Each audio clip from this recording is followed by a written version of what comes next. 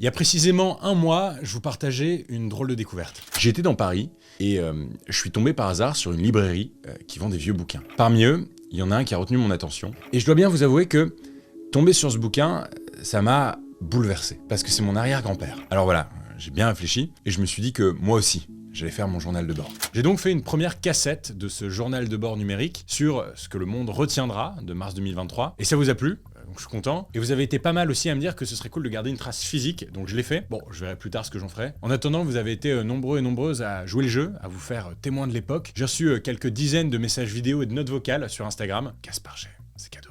Avec vos questions et vos réactions sur les sujets qui ont fait l'actualité de ce mois d'avril. Vous regardez le deuxième épisode de ce journal de bord. Voici ce qui s'est passé dans le monde en avril 2023. Coucou Gaspard, j'espère que tu vas bien. Du coup, moi je voulais parler des méga bassines et de Sainte-Soline. Parce que du coup j'ai 15 ans et je suis jeune et du coup l'écologie c'est un sujet qui me touche assez. Et moi ce qui m'a un peu énervé c'est que justement les médias, l'image qui répandaient c'était surtout la violence. Et ils avaient même pas parlé en fait de pourquoi les manifestants ils étaient venus à la base. Du coup, si tu pourrais en parler, ça serait cool. Merci. Merci Nimrod pour ta vidéo que je trouve particulièrement intéressante. Putain, à 15 ans, moi j'aurais bien aimé avoir ce genre de réflexion. Moi aussi, j'ai été particulièrement choqué par ces images de violence. Et pour ceux qui n'ont pas suivi, il y a eu des manifs illégales, notamment à Sainte-Soline, qui est une petite commune en Nouvelle-Aquitaine, contre le projet de construction d'une méga-bassine. Alors, qu'est-ce que c'est qu'une méga-bassine ? Je vais y revenir, mais il faut savoir que il y avait des milliers de militants dans cette zone et le rassemblement a vite dégénéré entre les manifestants et les forces de l'ordre qui étaient présentes sur place. C'était très violent, il y a eu des blessés des deux côtés et beaucoup d'images ont tourné sur les réseaux sociaux. Alors, comme tu le dis Nimrod, pour cette affaire de Sainte-Soline, les médias ont beaucoup parlé des violences, notamment des violences policières, et à juste titre parce que les forces de l'ordre ont notamment utilisé des grenades GM2L, qui sont des armes de guerre contre les manifestants. C'est assez impressionnant les forces qui sont mobilisées pour protéger une bâche plastique et un bout de terrain. Si on mettait autant de force pour protéger tout un tas d'autres choses, ce serait bien, mais c'est pas le cas. Mais définitivement, je suis d'accord avec toi, il est quand même intéressant de comprendre pourquoi, avant que ça dégénère, des gens sont venus manifester contre ce projet de méga-bassine. Les médias ont beaucoup relayé d'images, mais en vérité ont assez peu parlé du fond. Donc qu'est-ce que c'est qu'une méga-bassine ? Ou ce que leurs défenseurs appellent parfois des réserves de substitution. Une méga-bassine, en fait, c'est un gigantesque réservoir artificiel d'eau. Bon, concrètement, ce sont des énormes bassines plastifiées et imperméables qui peuvent s'étendre sur plusieurs hectares et qui sont alimentées grâce à un pompage des nappes phréatiques, des zones sous la terre qui sont remplies d'eau. Le but de ces méga-bassines, qui sont financées à 70% par l'État, est d'avoir de l'eau à utiliser pour l'agriculture en cas de sécheresse. Alors, plutôt malin en apparence, au cas où, mais en fait, ces méga-bassines posent une véritable question de société. Certains agriculteurs et des assos de défense de l'environnement sont contre, déjà parce que, en pompant les nappes phréatiques, on les fragilise, ce qui peut mener à la diminution de la quantité d'eau disponible. Aussi parce qu'elle mène à la création d'eau stagnante, dont une partie s'évapore et se perd, alors même qu'on a de moins en moins de réserves d'eau disponibles. Mais aussi, et surtout, il est reproché aux méga-bassines de reposer sur un modèle qui est complètement inadapté au dérèglement climatique, qui incite à continuer de produire de manière intensive, comme si de rien n'était, alors même qu'il n'y a pas suffisamment de ressources naturelles. Alors, les organisations écolos, en manifestant, veulent surtout qu'on revoie profondément notre modèle agricole. Bref, sujet complexe, plutôt daté de fin mars d'ailleurs, mais je voulais vraiment ouvrir avec ça, d'autant que j'en avais pas parlé dans ma dernière vidéo, parce que ça s'était vraiment passé à la fin du mois. Et puis faut bien comprendre pourquoi ce mot méga-bassine, qui était un peu inconnu au bataillon, était sur toutes les lèvres au mois d'avril 2023. Salut Gaspard, j'espère que tu vas bien. Alors moi, ce qui m'a personnellement marqué ce mois, c'est la réintégration d'Adrien Quatennens à son groupe parlementaire. Je trouve ça assez culotté de la part de cette gauche mélenchoniste qui, sachons-le, pendant les 2 dernières échéances nationales, elle n'a pas arrêté d'être les premiers défenseurs de violences sexistes et sexuelles, mais malheureusement, quand ça arrive à son coordinateur, on préfère le soutenir que la personne qui a été victime de ces violences-là. Hello Gaspard, j'espère que tu vas bien. En fait, j'ai vu sur les réseaux sociaux qu'il y a eu beaucoup de réactions, parfois très vives. Et en fait, moi, j'ai pas bien compris ces réactions dans la mesure où il a déjà été condamné par la justice. Il a aussi été condamné sur le plan politique avec son exclusion temporaire du parti. Et simplement, je comprends pas pourquoi est-ce qu'il aurait pas le droit, lui aussi, à une réintégration. Et je voulais savoir ce que t'en pensais. Salut les gars, merci pour vos messages. On le voit, c'est un sujet qui divise et vos deux réactions vont définitivement pas dans le même sens. Mon but, je le rappelle, c'est pas de donner une vérité toute crue, mais plusieurs réalités, plusieurs opinions qui retranscrivent bien l'époque. Alors, pour ceux qui suivent pas bien la politique française, Adrien Quatennens, c'est lui. C'est un député et un visage bien connu de la France Insoumise, très proche de Jean-Luc Mélenchon. Et en décembre dernier, il a été condamné à une peine de 4 mois de prison avec sursis pour avoir commis des violences conjugales sur son épouse, Céline Quatennens. Très concrètement, la justice a reproché au député d'avoir donné une gifle à son épouse il y a plus d'1 an et de l'avoir harcelée par SMS alors qu'ils venaient de se séparer. Une affaire de violence conjugale donc, qui prend une autre tournure parce qu'elle se passe dans un camp politique qui a longtemps condamné avec fermeté et intransigeance ces violences lorsqu'elles arrivaient chez leurs opposants politiques. Une nouvelle plainte pour tentative de viol contre Damien Abad. Est-ce qu'il peut rester en place en tant que ministre? Je vais vous citer Madame Borne, Oui. 22 mai. Je peux vous assurer que s'il y a de nouveaux éléments, si la justice est à nouveau saisie, on tirera toutes les conséquences de cette décision. Donc, si on écoute Madame Borne, oui, bien sûr, Monsieur Abad doit démissionner. Alors, dans la foulée de ces condamnations, la France Insoumise avait annoncé dans un communiqué leur décision d'exclure temporairement le député Quatennens du mouvement pour 4 mois et de le réintégrer à condition qu'il suive un stage de responsabilisation sur les violences faites aux femmes auprès d'assauts féministes. Et il y a quelques mois, en janvier 2023, Adrien Quatennens est donc revenu à l'Assemblée nationale. Mais il siégeait auprès des députés non inscrits, c'est-à-dire les députés qui n'appartiennent à aucun groupe parlementaire. Je vais appeler le dernier amendement de cette série qui est présenté par Monsieur Quatennens. Merci, Monsieur le Président.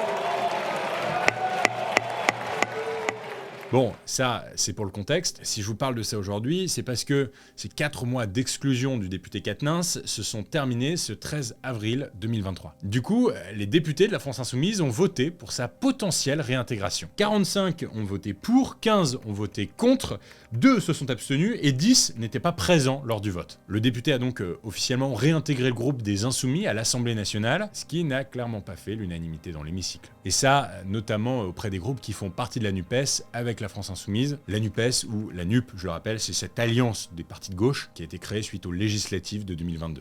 Je vous cite par exemple la secrétaire nationale d'Europe Écologie Les Verts. Elle dit sur France Info que pour elle, le député insoumis ne peut pas siéger dans les rangs de la NUPES. Un constat qui est partagé par le Parti Socialiste qui a publié un communiqué dans lequel il est écrit que cette décision est à la fois inacceptable et incompatible avec les valeurs défendues et portées par la NUPES. Il s'agirait d'un mauvais signal envoyé à toutes les femmes qui espèrent en la gauche et son rassemblement pour briser le patriarcat et ses mécanismes dont les violences faites aux femmes sont une des expressions les plus terribles. Les députés insoumis, eux, se défendent en disant que il y a eu un vote. Un vote qu'il faut respecter, comme l'a dit en plateau l'éditorialiste et le député Aymeric Caron. Bref, le bilan a été fait que, fidèle au principe d'ailleurs de la gauche, c'est qu'une peine, une fois qu'elle a été purgée, eh bien, on peut passer à autre chose, on peut réintégrer la vie active. Bon, la NUPES est déjà fragile, pas sûr qu'elle avait besoin de ça. Et définitivement, ça met la France Insoumise face à certains de ses paradoxes.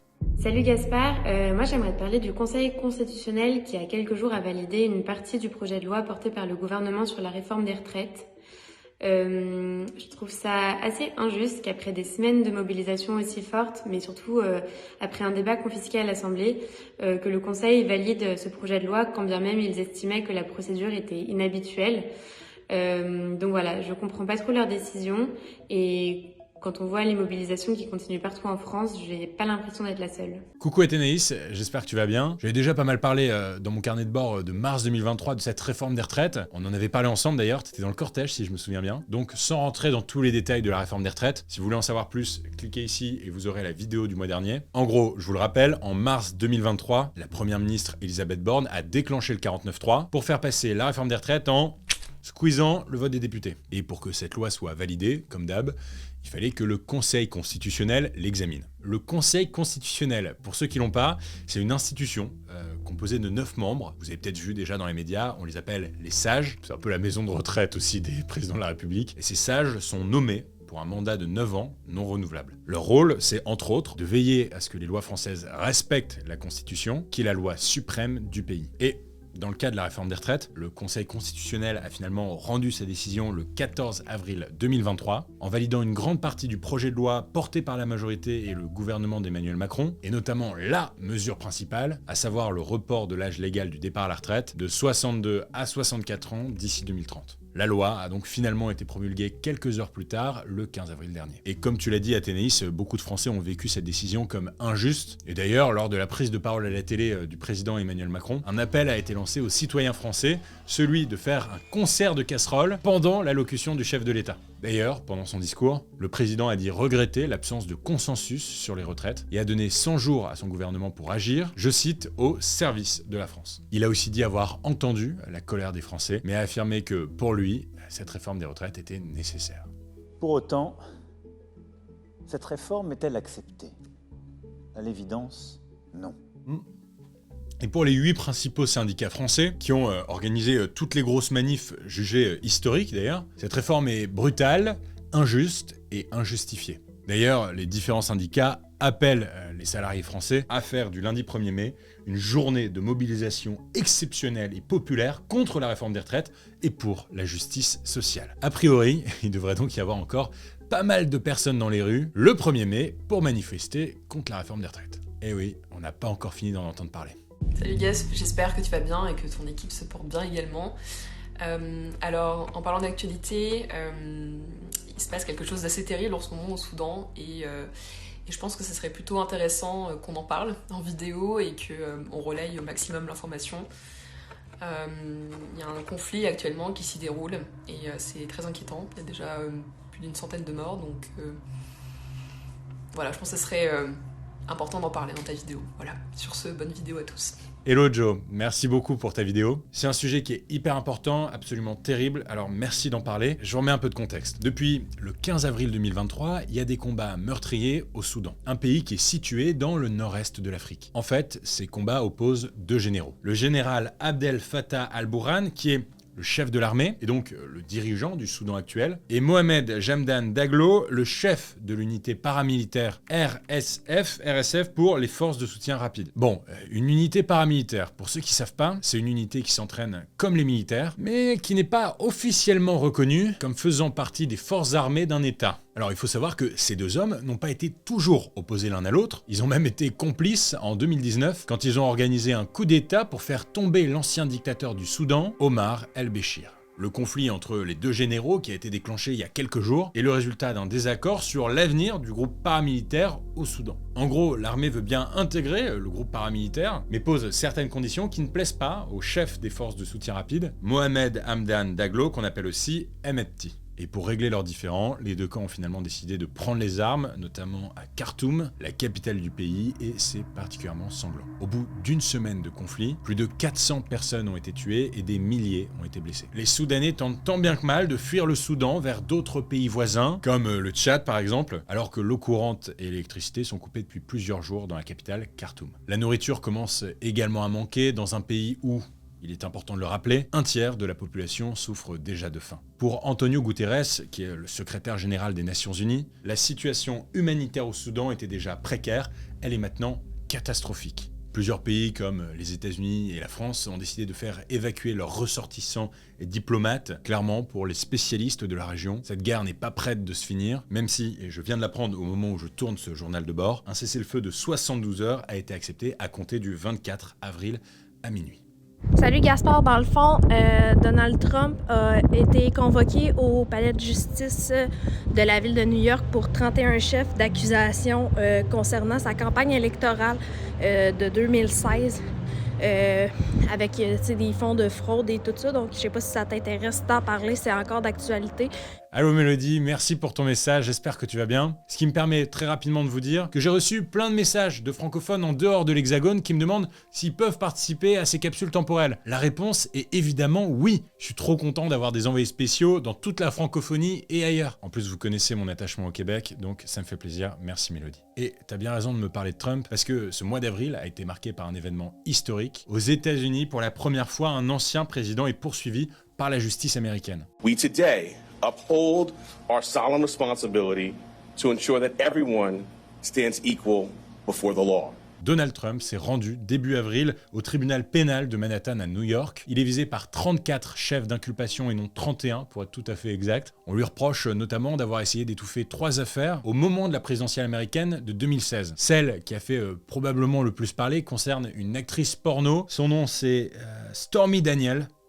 Stormy Daniels, pardon. Bon, elle s'appelle en réalité Stephanie Clifford et elle aurait reçu 130 000 $ pour ne pas parler de sa relation avec Donald Trump qu'ils auraient eu en 2006 alors que le businessman était déjà marié avec Melania Trump, son épouse, vous le savez déjà si vous avez vu ma vidéo sur son histoire, mais en dehors du fait qu'il aurait trompé sa femme et qu'il venait d'avoir un enfant, ce qui pose véritablement problème dans cette histoire et ce qui est condamnable, c'est que il aurait fait passer cette somme pour des frais juridiques de son entreprise, la Trump Organization, ce qui est complètement illégal. L'ancien président de 76 ans jure qu'il est non coupable et il affirme que son inculpation est une insulte à la nation, dont le but serait de compromettre sa candidature à l'élection présidentielle de 2024 qu'il a annoncée en novembre 2022.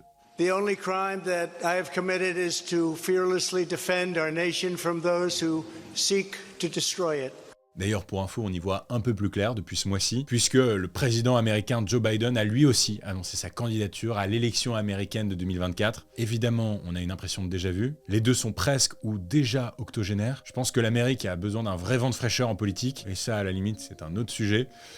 Puis ça se demander si Joe Biden a véritablement la santé pour faire 4 ans de plus. En tout cas, pour le moment, Donald Trump reste libre, mais son procès pourrait commencer début 2024, soit quelques mois avant l'élection américaine. D'ailleurs, faut-il le rappeler, Trump est visé par plusieurs enquêtes qui sont actuellement en cours, comme celle qui concerne son rôle dans l'assaut du Capitole en janvier 2021. Bref, Trump est de retour, mais il n'est pas encore sorti d'affaire. Bonjour Gaspard, bonjour l'équipe, j'espère que le retour de votre premier voyage en Ukraine s'est bien passé. Je vous attends à nouveau à Kyiv ou peut-être ailleurs en Ukraine. Et entre-temps, j'ai hâte de voir les vidéos.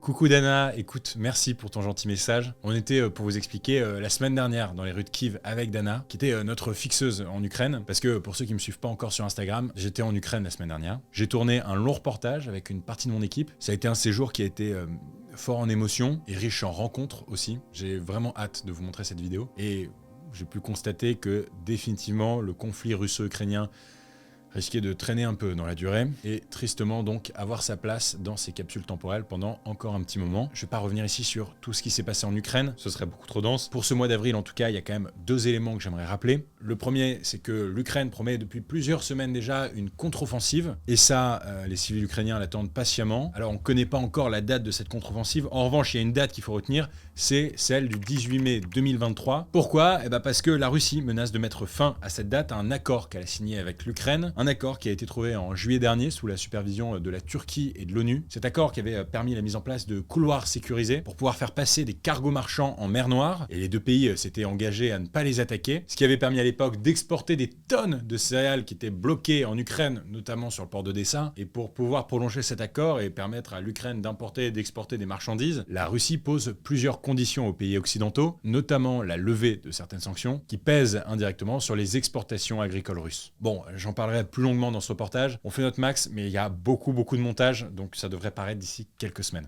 Le 17 avril 2023, l'Inde a dépassé la Chine en nombre d'habitants et compte désormais 1,425 milliard d'Indiens, soit le pays le plus peuplé du monde. Et pour information, la Chine et l'Inde avec 2,8 milliards d'habitants en combiné représentent la population mondiale de 1955.